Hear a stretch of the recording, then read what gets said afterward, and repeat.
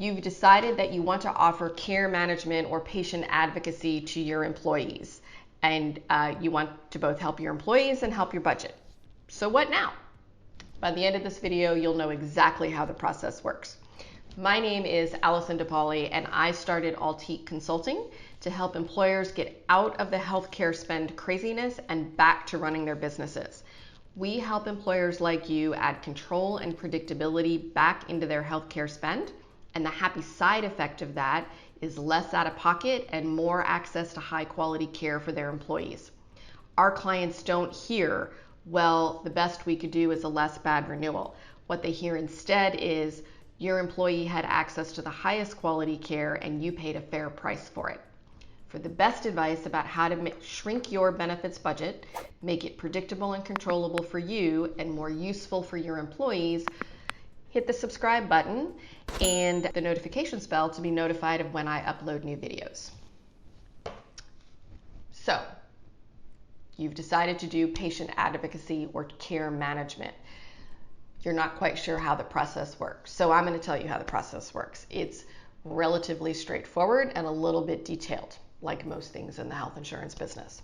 So first, the employee is going to call the patient advocate or the care manager and discuss with them whatever procedure they're having, and the nurse, should be a nurse, on the other end of the line will walk through the plan details, what, if any, member responsibility there is, and how the pre-certification and pre-authorization process will go. There's a lot of explaining here. Most employees don't know the difference between a copay, a coinsurance, and a deductible, so there's a fair amount of education that goes on here. In addition to explaining how the process works, the care advocate will also identify other ways to engage the member in their care, both before, during, and after treatment. Ideally, if the member is going where you want them to go, to the highest quality facility, you want your plan designed for them to have little to no out-of-pocket costs. I know sometimes this is a little unsettling for employers who like their employees to have some skin in the game.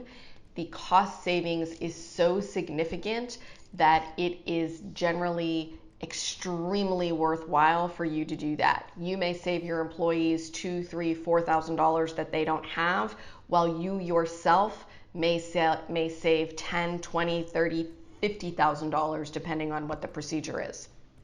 So this all sounds like a lot of work and crazy expensive, and I get that.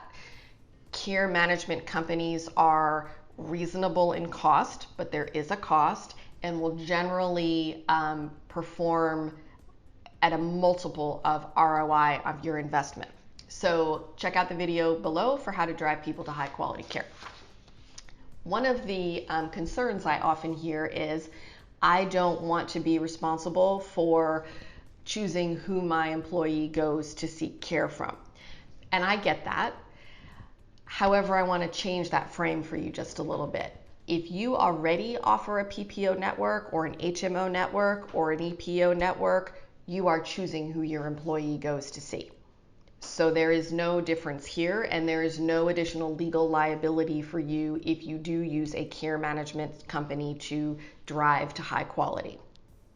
I would also, again, highly encourage you to build the plan so that if your member, your employee, or the dependent is seeking care at the highest quality facility, that they have zero or very little out-of-pocket costs depending on how your plan is built. So the advocate will assist in identifying the highest quality providers. Perhaps your member has already chosen one. That does happen sometimes. Or maybe not all the pieces are of the highest quality. So the care advocate or patient advocate will help make sure that all of the components of the plan are the highest quality, and they will also advise the member of what their responsibility is, if any, and they will also finalize the payment terms with the provider.